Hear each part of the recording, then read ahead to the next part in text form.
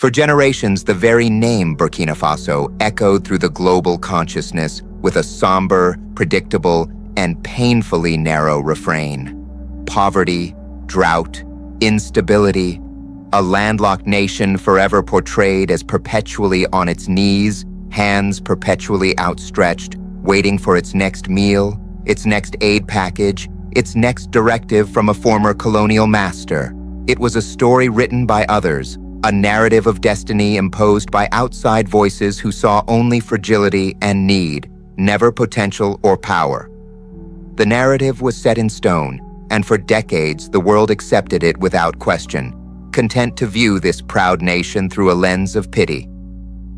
But on a sweltering, historic, and utterly transformative August morning in Ouagadougou, that tired, old story was incinerated, burned to a fine ash.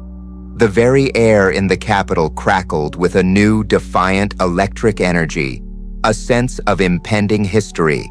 In a government hall packed with a determined crowd of local leaders, buzzing with the flashing cameras of international media, and watched by the keen-eyed, attentive diplomats from India, President Ibrahim Traore did not ask for permission. He did not plead for help. He did not negotiate from a position of weakness. He stood tall, his voice firm and clear, and he announced nothing less than a full-scale revolution, a seismic, earth-shaking, $1.2 billion agricultural partnership with India. Let that number hang in the air. Let it sink into the bones of every listener. Let it resonate across the continent. $1.2 billion. For a nation whose entire annual budget is a mere fraction of that of many Western cities, this wasn't just an investment. It was a declaration of war, a war on dependency, a war on hopelessness, a war on a past that had held them captive for far too long, a past defined by others. This was the moment Burkina Faso stood up, shook off the dust of a perceived destiny, and roared its presence onto the world stage. This was the moment the rich, red soil of the Sahel was prepared not for a simple seasonal crop, but for the deep-rooted seeds of a new, self-determined, and powerful future. The reaction across the nation wasn't just excitement. It was a collective, national catharsis, a dam of pent-up hope and pride finally, spectacularly breaking. The streets of Ouagadougou and cities and villages across the country exploded in a vibrant, chaotic sea of waving flags, ecstatic dancing, heartfelt singing, and disbelieving, tearful joy.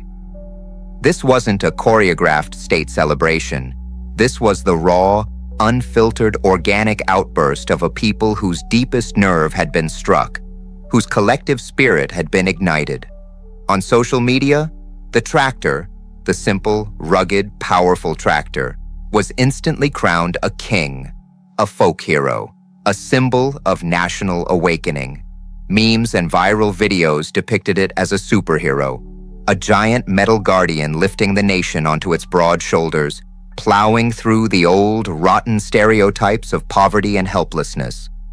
Youth groups, farmers' unions, students, market women, all spoke in one unified, triumphant voice.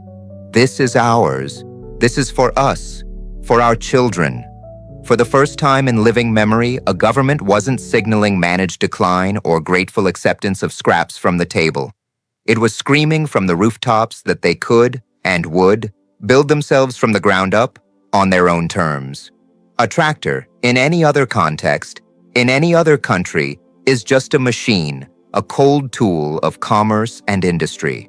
In Burkina Faso, in this precise, electric, life-altering moment, it is a sacred object. It is steel and diesel transformed into a blazing, unignorable metaphor for unbreakable will and defiant self-belief. It is the physical manifestation of progress, of dignity, and of a self-reliant future that had been promised for so long but never delivered. The excitement was visceral, palpable, infectious, because it wasn't just about economics and crop yields. It was about identity, about soul. It was about finally, violently, triumphantly tearing off a label that had been slapped on them at birth by a world that refused to see their immense potential and strength. Abroad, in the corridors of power and in foreign newsrooms, the announcement landed like a thunderclap on a clear, quiet day. Western analysts, diplomats, and journalists scrambled, their reports, briefings, and articles dripping with a mix of sheer shock, deep skepticism, and a dawning, uncomfortable unease. A reckless gamble, some whispered in concerned, hushed tones behind closed doors. Astonishing, unprecedented, a complete game changer, said others, frantically scrambling to update their outdated profiles on a nation they clearly had completely misjudged and underestimated. How could this so-called fragile state, this perennial aid recipient, possibly conceive of, negotiate, and now manage a partnership of such audacious scale and visionary ambition? In neighboring capitals, a quiet, nervous, frantic calculation began immediately.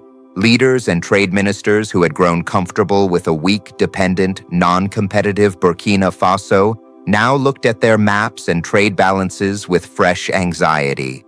Would this new agricultural titan, rising suddenly and powerfully from the dust, come to dominate and dictate the Sahel's entire food markets?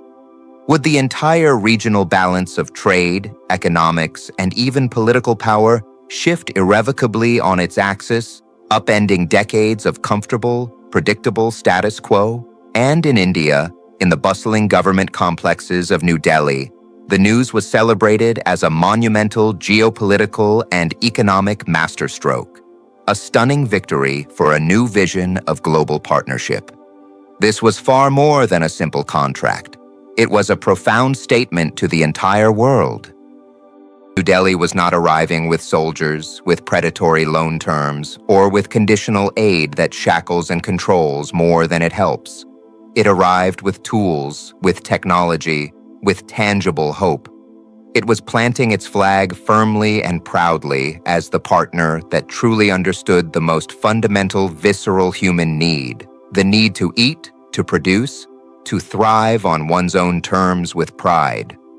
This was South-South cooperation on an epic, historic, groundbreaking scale. And it was instantly, blindingly clear to every observer that this single move was about to change everything for everyone involved. The sheer, breathtaking, audacious scale and symbolism of this vision is what made the entire world stop, blink, and finally, truly, see Burkina Faso. New Delhi was not arriving with soldiers, with predatory loan terms, or with conditional aid that shackles and controls more than it helps. It arrived with tools, with technology, with tangible hope.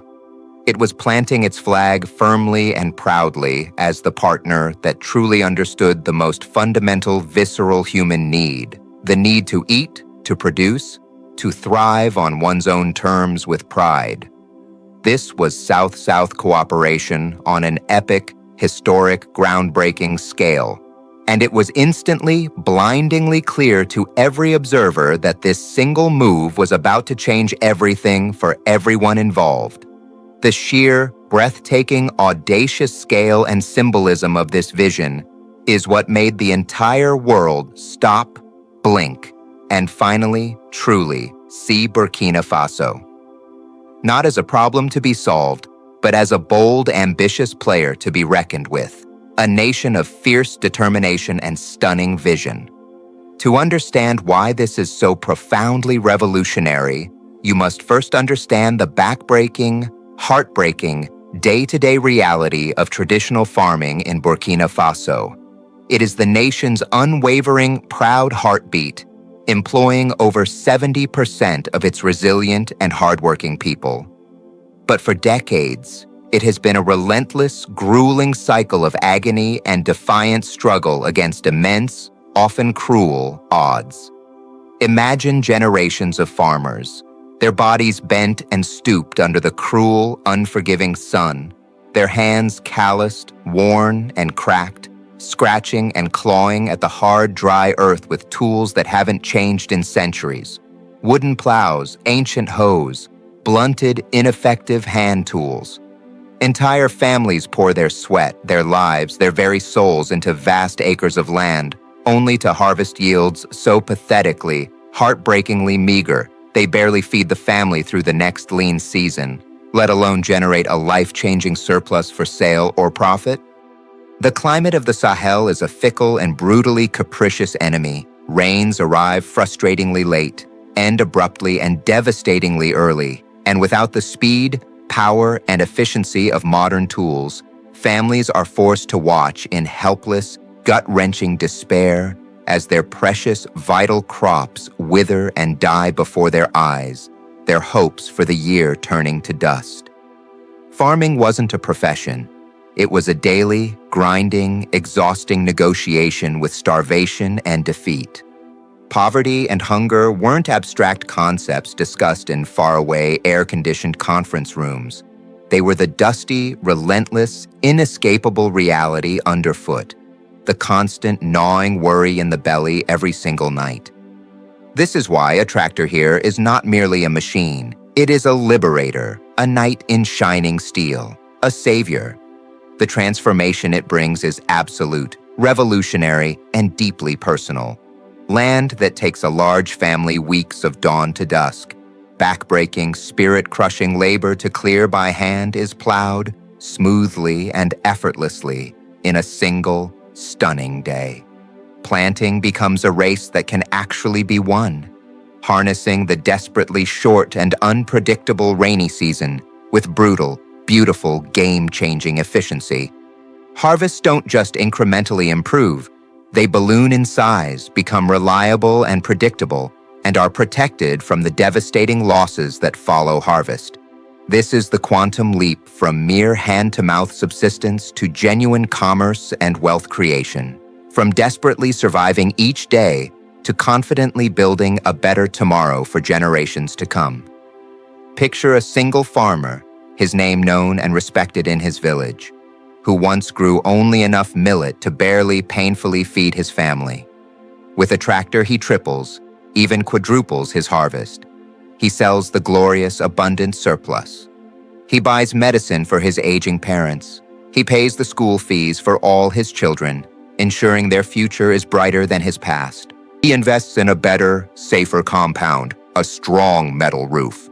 That tractor becomes a powerful engine of social mobility. A vehicle, literally and figuratively, lifting an entire family out of the quicksand of generational poverty. It changes everything. Their status, their health, their future, their hope. What makes this deal critically different, what makes it truly brilliant and gives it a real fighting chance, is that it learned from the sad, silent graveyards of failed African projects past. This is not a dump and abandoned shipment of machines destined to rust silently and sadly in a field, becoming skeletal monuments to yet another broken promise and betrayal. India is providing the entire vital ecosystem for lasting success. Intensive, hands-on, practical training programs for farmers, new technical colleges, for a vibrant new generation of mechanics and engineers, and a dense, reliable, nationwide network of service hubs stocked with readily available spare parts. This is a partnership built for longevity, designed for unequivocal victory, engineered to ensure these powerful machines don't become tombstones of failure. This is what real, respectful, impactful, sustainable investment looks like. It's a firm hand up, not a condescending handout that creates further dependency. But the impact, like powerful shock waves from a seismic quake, explodes far beyond the neat, hopeful furrows plowed in a field. For years, despite its necessity, agriculture in Burkina Faso carried the bitter, painful stain of shame among the ambitious youth. It was seen as low status, brutalizing, thankless, futureless work. Ambitious, bright young people dreamed of only one thing: escaping it. They fled their villages for overcrowded, often promise-filled cities, or tragically and all too often, risked everything their lives, their futures, their dignity, on lethal, illegal migration routes across the merciless Sahara and the treacherous, deadly Mediterranean Sea. Farming was the difficult past they were desperate to escape. It represented a life of relentless struggle without reward or recognition. This deal, this powerful vision, has the explosive potential to shatter that damaging stigma forever. Imagine it, a new generation of Burkinabe youth seeing a tractor not as a relic of a painful past, but as a sophisticated, powerful, computerized piece of technology, a symbol of modernity and progress. They see it, and they see skill. They see entrepreneurship. They see a future ripe with opportunity and profit right at home.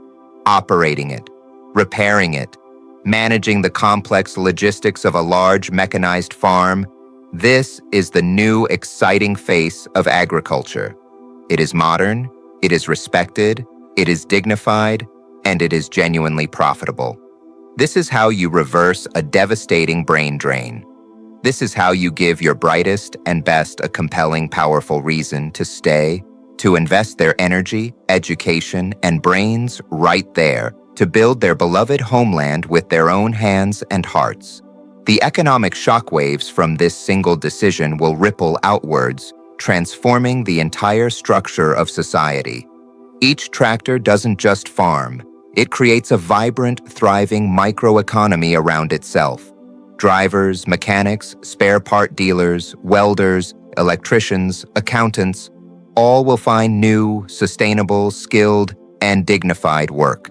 As harvests explode in size and reliability, entirely new job sectors are born in transportation, in digital logistics, in modern storage, in processing and packaging factories. A tomato farmer with a tractor can now produce enough to not just sell at the local market, but to supply an entire local factory dedicated to making tomato paste, ketchup, and canned sauce, creating even more stable, formal, skilled jobs for hundreds. Wealth begets wealth. Opportunity creates more opportunity. This is how you build vibrant, self-sustaining, resilient local economies from the ground up. This is how villages and small towns become places of buzzing opportunity, innovation, and hope, not just memory, struggle, and decline. And then there is the ultimate prize, the holy grail of national development and security, true, unassailable food sovereignty. Burkina Faso has long been held hostage by volatile, manipulative global food markets, forced to import vast, expensive quantities of wheat, rice, and maize at prices that cripple family budgets and drain national foreign reserves. A nation that cannot feed its own people is never truly free, secure, or sovereign. This vulnerability is more than an economic statistic. It is a deep, lingering national insecurity and a point of political weakness. Tractors, and the incredible bounty they unleash, shatter those chains for good. The government's ambitious target, 6,000 tons of wheat in the 2025 to 2026 season, suddenly becomes not just plausible, but probable, achievable, even exceedable. For families, it means guaranteed nutritious food on the table every single day, ending the fear of hunger. For the nation, it means never again having to bow, bargain, or beg for its most basic human need. Food independence is the absolute non-negotiable foundation of genuine political independence and unshakable national dignity. This is why the excitement is so palpable, so emotional, so raw and real. On social media, the youth aren't just celebrating tractors. They are celebrating the radical, empowering idea of staying, of building. They are celebrating the chance to hold their heads high in their own country, to build a life of purpose, prosperity, and pride their grandparents could only dream of in their hardest, darkest moments. To truly grasp the earthquake this deal has caused, you must pull back the camera and look at the grand, complex chessboard of global geopolitics. The Sahel has been a playground, a testing ground, a battlefield for global powers for decades. France, the former colonial master, saw its influence wane dramatically as it failed to deliver either security or prosperity, leaving behind a legacy of deep resentment and frustration. Into that power vacuum stepped other giants. Russia, with its shadowy military contractors and mercenary forces, and China, with its massive, debt-inducing infrastructure loans and resource-for-cash deals that often led to a new form of neo-colonial dependency. But India's move is radically, brilliantly different. It is a stroke of genius. While others sold weapons of war or built monuments to debt, India is investing in the most fundamental, powerful human need: food security and sovereignty. This is a partnership that touches the people directly, immediately, viscerally, where they live. A farmer feels its power in his field, in the deep, clean turn of the soil beneath his feet. A mother sees its success in her full cooking pot, in the healthy, growing bodies of her children. A trader sees its impact in his ledger, in his growing profits and expanding business. This builds a kind of deep, authentic, lasting goodwill and soft power that no military base or shiny stadium can ever hope to match. India arrives not as a patron or a patriarch, but as a genuine partner, offering tools for empowerment without the bitter pill of exploitative conditions or political strings. It is a partnership of perceived equals built on mutual interest. For India, it is also a brilliantly cunning strategic play on the world stage. With its own massive population increasingly vulnerable to climate change and global food price shocks, securing strong, reliable agricultural partners in fertile Africa is a masterstroke of long-term national planning and security. This is mutual benefit in its purest, most powerful form.